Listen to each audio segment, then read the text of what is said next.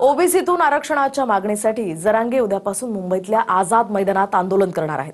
पुणे जिल्ह्यातनं मराठा समाजाचा हा मोठा ताफा जरांगेंसोबत मुंबईच्या दिशेने येतोय। आज रात्री जरांगे मुंबईत येणार आहेत। त्याआधी शेवटचा इशारा जरांगेंनी दिला। गोळ्या घातल्या तरी माघार नाही असा थेट इशारा जरांगेंनी दिलाय। पाहूया।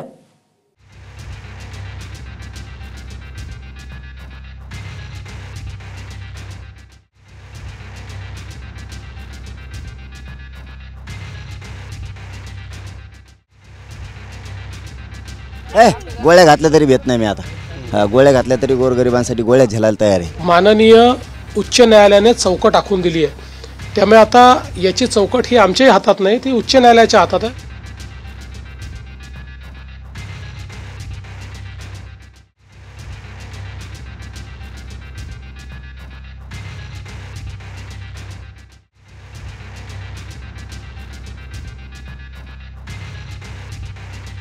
मराठ्यांची लाट नाराजीचे तुमच्या विरोधात जर गेले तर येणारे दिवस हे राजकीय करिअर बर्बाद करणारे असतील। मुंबईत येण्याच्या काही तास आधी जरांगेंनी पुन्हा थेट मुख्यमंत्री फडणवीसांच्या दिशेने मोर्चा वळवलाय। गोळ्या घातल्या तरी घाबरत नाही, आझाद मैदानात आंदोलन करू देता की नाही बघतोच असा इशाराच जरांगेंनी दिलाय। परिणामांची चिंता नाही।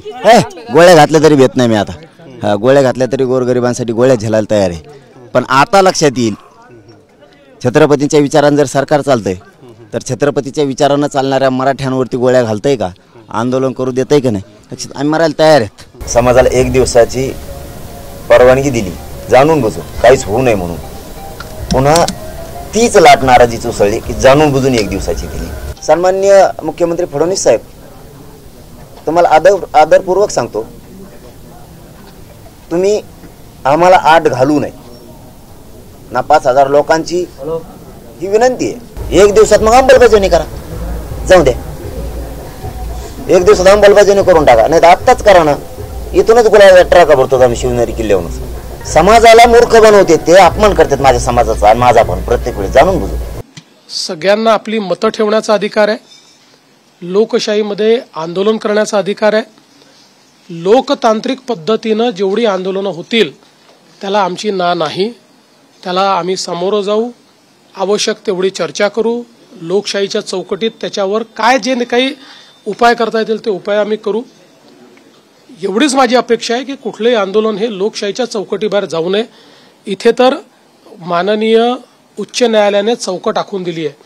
त्यामुळे आता याची चौकट ही आमच्याही हातात नाही, ती उच्च न्यायालयाच्या हातात आहे। उच्च न्यायालयाने त्या संदर्भात काही नियम निकष तयार केले, त्या नियम निकषानुसार जर त्या ठिकाणी आंदोलन झालं तर आम्हाला काही अडचण नाही आहे। जरांगे पाटलांसह मराठा समाजाचा ताफा रात्री मुंबईत दाखल होणार आहे।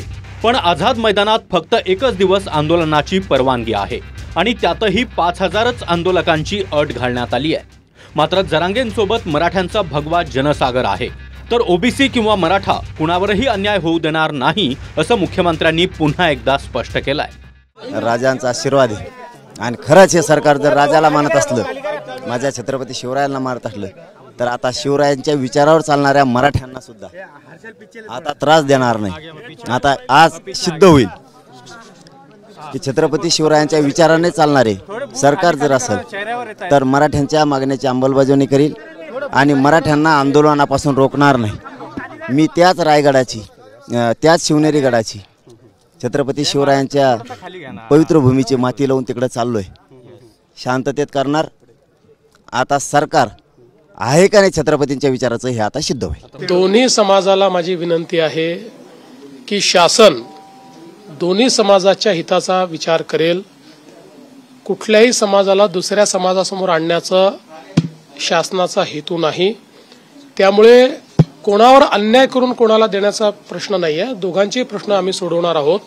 त्यामुळे ओबीसी समाजानेही हे लक्षात ठेवावं की कुठेही त्यांच्यावर अन्याय आम्ही होऊ देणार नाही आणि मराठा समाजाने हे लक्षात घ्यावं की आम्हीच सोडवल्यात सगळे प्रश्न, दुसरे कोणी सोडवलेत, सांगावं कोणी सोडवलेले आहेत। मराठा समाजाचे प्रश्न आमच्या सरकारशिवाय पण आरक्षण दिलेलंच आहे आणि कोर्टात अजूनही ते टिकलेलं आहे। आंतरवली सराटीहून निघाल्यानंतर ताफा पुण्यात येईपर्यंत मराठा समाजाचे जथ्थे मोठ्या प्रमाणात जरांगेंसोबत जुळतायत। पण ज्या मागणीसाठी जरांगे मुंबईत येत आहेत त्यावरून सरकारनं आपली भूमिका स्पष्ट केली आहे की ओबीसींना धक्का लावणार नाही।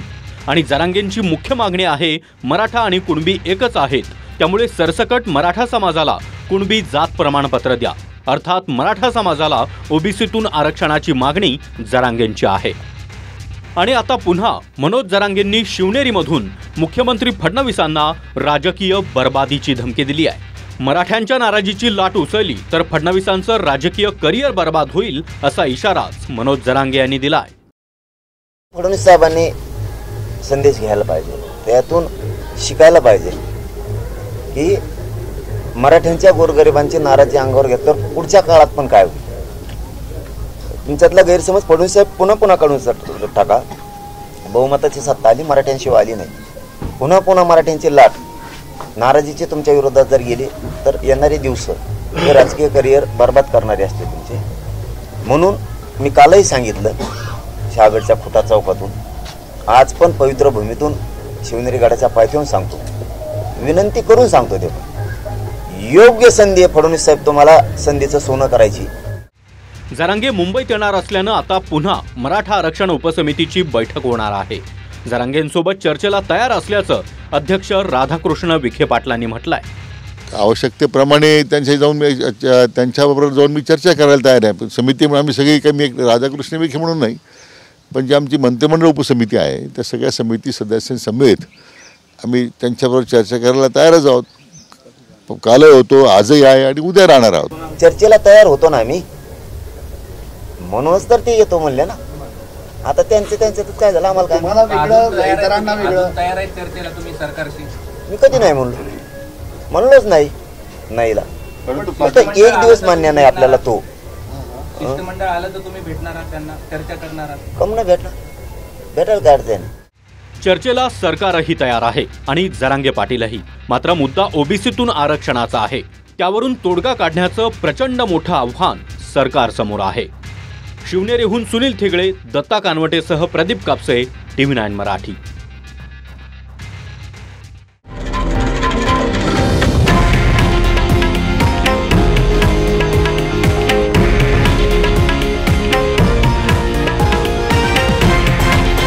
हे आहे देशातील नंबर 1 न्यूज नेटवर्क आणि आपण पाहत आहात TV9 मराठी, एकमेव।